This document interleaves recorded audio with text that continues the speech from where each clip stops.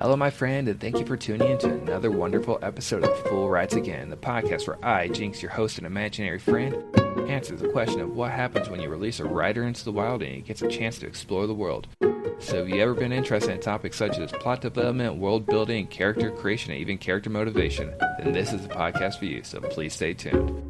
Now in this episode and the following series, Jinx will answer the question from the last episode, what happens when you release a writer into the wild and he gets a chance to explore the world of music festivals. Now starting us off today, I have a few scenarios for us. The first one being this. Imagine you're an individual and you committed a crime. You got found guilty and were sentenced 25 to life. You got sent to this remote prison that seems to be in the middle of a wheat field and nothing else is there. While they're serving your sentence, you realize you're at the bottom rung of the prison and all the prisoners. Everyone treats you horribly. In order to fight this off, you try to stay out of the general population and spend as much time in solitary confinement as you possibly can. You do everything in your power to get you sent to solitary. One time you get sent there and you lose track of time. You don't know if it's days or weeks or months that go by, and one day you are suddenly free. The door opens, and turns out your entire sentence is over. So you've been released, and you can join the free public again. You walk out the gate with all your possessions, which isn't much now, but it's something. And to your surprise, there is a festival going on right outside the prison. You never heard of it before, but it interests you. It's full of music that you've never heard before, or a type of genre you didn't know existed. There are people everywhere, alcohol, partying, lots of debauchery, and you're intrigued. So you stick around and you join in on the festivities. You scour the ground, seeing what's going on, and realize you like the music. So you push forward in one of the crowds and you see a whole bunch of people pushing against each other in some kind of mosh pit. You decide, hey, that looks interesting. Let me join in. You get in there, and understanding the concept of you push against one person, you suddenly fall through them, and you think, okay, they just dodged out of the way, and you try again and realize you move through someone else, and then suddenly someone falls through you and you realize you're actually not there. You are not there physically. You served your entire sentence and were released as a ghost. What happens next? Now, if a ghost story isn't quite your jam, how about this scenario? Imagine that you're an individual that really loves music. You've been to all the concerts in your local area and you decide you're going to branch out and start going to music festivals. You found one that's close to you. You go to it, it's exciting, it was a one-day festival, and you decide, I'm going to travel around the world for another one. So you book one for the next year and slowly pay it down, gradually figuring out what's going on, learning about the different bands going on, and you're excited. There's some bands you really like, the headliners, and there's some bands you didn't know existed, and you are excited for all of them. The day of the festival comes and you show up and there are lots of people there. By your estimate, there's close to 30,000 people who've showed up in the first day alone. And you're excited. There's so many people that are interested in the same things as you. So you, being who you are, you decide to completely embrace the festivities. You drink all you can, you smoke all you can, you're just partying up with everyone else, and you decide you're going to take the next step and you're going to join into one of the mosh pits. It's one of your favorite bands, and luckily enough, one of your favorite songs starts up, and you sit there in the mosh pit partying up with everyone and pushing against everyone, and yeah, you fall down a couple times and people start helping you up again, and then suddenly that mosh pit is no longer friendly. People are knocking you down and it's getting bloody and bloodier. The ground is just suddenly becoming thick with mud from all the blood being sprayed around. And you're like, this isn't like a mosh pit I've ever been in. Everyone here is usually stopping the pit to help you up, and you look around and you realize you're no longer surrounded by people that were dressed for the festival themselves in their fishnets and lack of clothing, really. You are now surrounded by a lot of people wearing jumpsuits and have numbers on the suit. And to your horror, you realize that the prisoners from the prison actually broke out and they've now invaded your festival. What happens next? Now, if that's still not quite your genre, how about this scenario instead? Imagine you've been at the festival for a couple days now, and you still have several more to go because this happens to be one of the longer festivals in the country. You're sitting there on night 3, enjoying everything going on, but you look around and you see a lot of people partnering up, and you're jealous of them because you don't have anyone to really hang out with. You've met a couple of people ordering beers, and you've met a couple of people at different sets and in the mosh pit and that, but no one really to spend lots of time with at the festival, and you, again, are jealous. So on night 3, you decide to call it early and you go home because jealousy got the best of you and your depression kind of kicked in. You say to yourself, day 4 is going to be different. You are going to meet your festival buddy, and you're going to be able to watch lots of shows together there, and maybe you'll strike up a friendship that carries past the festival. Who knows? So you show up early the next day, and there's no one really there, so you're wandering around the grounds, and you come across one of the areas where you could tell a mosh pit was. There's lots of mud there, and the grass is just ripped up, and lots of stuff are lying around, and you find something sparkly. You investigate closer, and you find someone's actual ring. It must have fallen off during one of the pits because that happens, and since it was dark, no one was able to find it. Now, you know, rings and stuff like this, people are very scared of losing because it's important to them. You hold on to it for a second and try to figure out what's going to happen and what to do with it when suddenly someone else comes searching, and you know they're looking for something because they're actually crawling on hands and knees searching the ground for something, and they look very frantic and upset about it. You walk over to them and say, hey, are you looking for something? You ask if you can help, and they point out saying, yes, they are. They've lost a ring. And you reach into your pocket and pull out, is this the ring you were looking for? And like, oh my God, yes, that is it. Where did you find it? Oh, I found it over there. And you strike up a conversation, and suddenly you realize that you two are very similar, and they ask if you want to catch a couple shows together. So suddenly you have someone to spend the festival with. What happens next? And now, because I'm being generous, I have another scenario for you too. Now, if those 3 are not quite what you're looking for, how about this? Imagine you're an individual that really loves going to festivals. You've been to a couple now, and you always look forward to what they have to offer. And you choose a new one to go to, and you try to get other people to go with you, but nothing really comes from that. But you are able to make a deal with one of your buddies that if you're able to bring back something awesome from the festival, they will go to the next one with you. But you have to bring back something truly amazing, and there is one stipulation. You can't buy it, you have to trade for it. You don't quite understand what that means, and you look it up and you realize apparently there's a trading community in festivals. Some people bring stuff and they trade with others and get more and more things. This was very last minute for you, so you weren't able to really come up with anything amazing. So you go to the festival and you're going to try to find something and get something that your buddy will like so he can go with you next time. And all you have to start with is a paper clip. And you wonder, is someone really going to trade for a paper clip? You go through and you get a lot of pushback and people don't want it. Then suddenly someone actually does trade with you. They trade a little plastic duck for your paper clip. And now you have a duck, and more people are inclined to trade with you, and you're able to trade that up for a poker chip. And suddenly you're in the market. You can actually keep trading up and up and up. Now, what happens next? What do you find, and what amazing item do you end up with at the end? Now, enough with the scenarios. Let's move along. If you're curious where these scenarios came from, it's quite simple. Recently, I went to Inkcarceration Music Festival, and if you've never heard of it, it is a 3-day metal festival that is held at an old prison. It is also a tattoo convention. And this year there were approximately 70 or so bands that played it across 3 different stages. and there were about 119 different tattoo artists.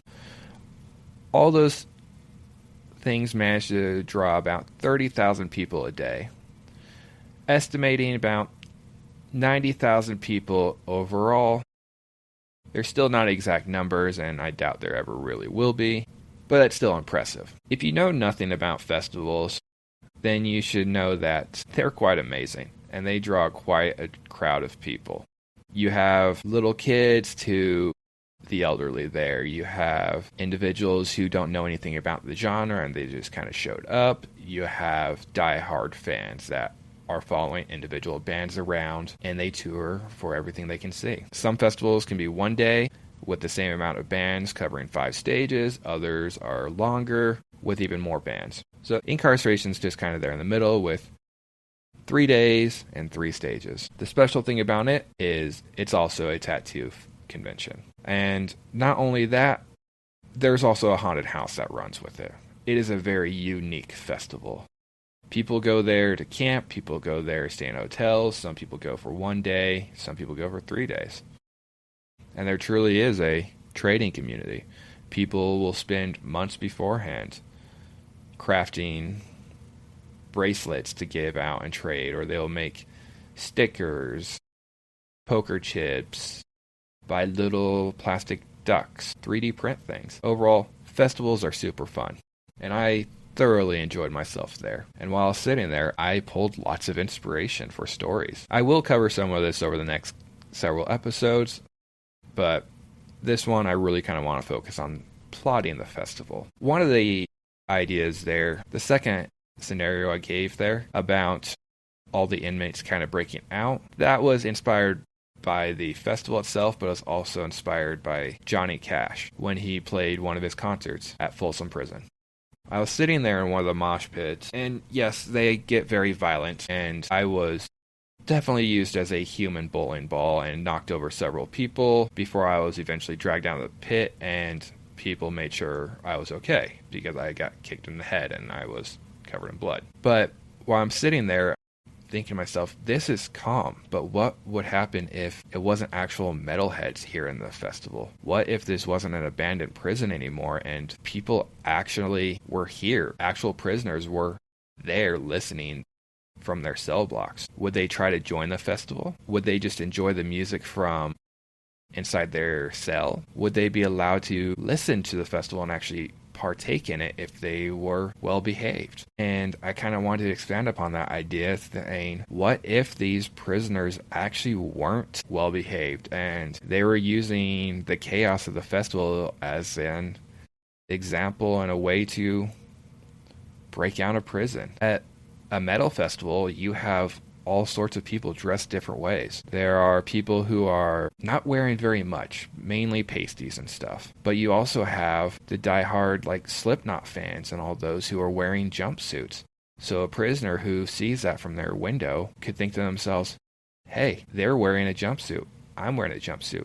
If I can get out of here, I can blend in with the crowd. And if they're a violent prisoner, what's to stop them from taking that mosh pit too far? Instead of helping individuals get up when they fall down, they may start crushing the individual even further. Someone falls down, they may start stomping on them and decreasing the number of festival goers. Raising the stakes a little bit, what if multiple people get out and start doing the exact same thing? Eventually chaos is probably going to ensue, but it's already chaos because there's so many people wandering around, and most of them are intoxicated. They're not necessarily in their right mind to properly react to a jailbreak. If there are guards there, they're not going to be able to just fire willy-nilly into the crowd because there are civilians in the crowd. How does that riot get subdued? How does the jailbreak get stopped? Does it get stopped? Do most of those prisoners go free? Or does someone later get incarcerated by mistake because they were just wearing a jumpsuit for Slipknot, and now they're part of the prisoners that got rounded up? Who knows? That's a story for someone else to tell. And going with the first scenario, I took some inspiration from Shawshank Redemption. The prison itself was where Shawshank was filmed. So how could I not be inspired somewhat there. I know the movie ended with Andy Dufresne breaking out of prison and crawling away. What if one of the prisoners actually did crawl away and suddenly become one of the festival goers? If you were that individual who broke out of prison, what would you do then if you joined it? Would you join the festival?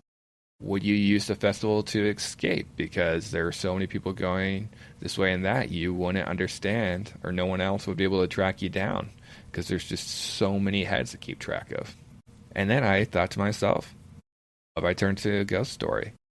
They do say that prison's severely haunted. What if an individual was stuck there their entire life and ended up dying in prison, but they didn't realize it? And one day, in their imagination, they are suddenly released, when in reality, they just became conscious and was able to walk out the door because they were a ghost. And in their mind, someone released them, but they don't see anyone on the way out, and they just think, oh, this is how it is when someone gets released from prison.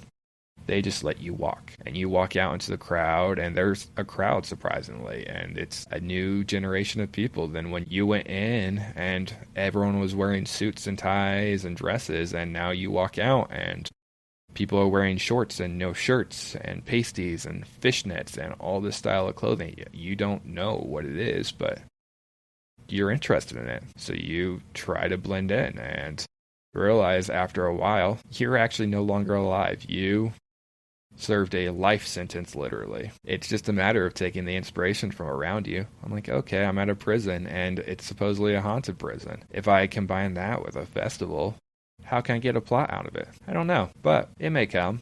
I don't know necessarily what's going to happen with it. That's a story for someone to tell. It might be me, it might be you. The other two scenarios in there are a little bit more joyous. For the finding someone's ring, the inspiration for that came from a couple different things. I was sitting there on Facebook one day after the festival, waiting to go the next day, and I saw a video of someone proposing to their fiance in a mosh pit. They knelt down and they actually pulled out a ring and they proposed. Weird place to do it, but it's still amazing. And because metalheads are nice in pits, they all backed up so this person could propose. And luckily for him, she said yes, so they became engaged at the festival. And I went to the festival by myself because I do lots of things by myself. And I'm thinking to myself, what if I tried to find a partner there? What if I tried to find someone to spend time with at the festival and go to different shows with and just hang out? There's lots of different ways to go about that. I could just talk to people, join up with them, and everything like that. But that proposal inspired me, and then another video I found the next day inspired me even further. A person had showed up early the next day after a very heavy night of concerts and mosh pits, and they found a guitar pick in the mud. Mind you, in my scenario, it was a ring. But they found a guitar pick, and luckily for them, they kept it because it was amazing. But if I combined the two ideas together of someone proposing and someone finding something the next day, what if someone lost something truly important to them, like a ring that supposedly their grandmother must have given them, and you managed to find it? Anyone would go back looking for where they possibly lost it first. Let's go look in the last area I found it. Hence, them going back to the pit, and if they didn't find it there, they'd probably go to Lost and Found. So in my scenario, I hadn't made it that far yet. If my character hadn't found someone searching the grounds for the ring, they would have turned it into Lost and Found. But that would have led to a different story. In my story, I wanted to make it so my character actually had a person to party with. And that was just inspiration for it even further.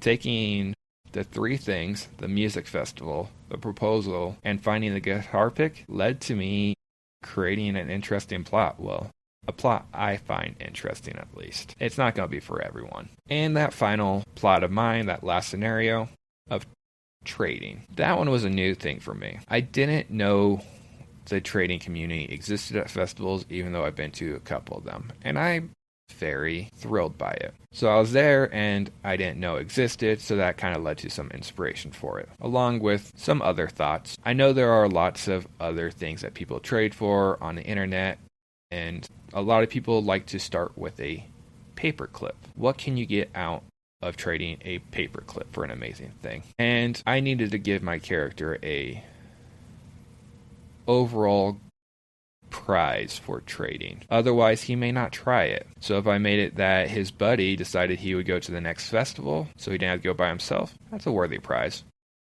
He just has to be able to convince him by trading, not buying. Hence, my character, very last minute, not able to prepare anything, decided he was going to try to trade a paperclip. And who knows what he'll get out of it. Who knows if it will work? Chances are very high that he will be able to trade the paperclip away because festivals are interesting that way. And you may end up trading with someone that's not fully in their mind. And they might really want a paperclip because they're intoxicated. Or they just have a surplus of ducks and they don't mind trading one away for something else, just so others enjoy the community. It's an interesting idea. I don't know if I'll actually write to that story, but someone can, and you're more than welcome to.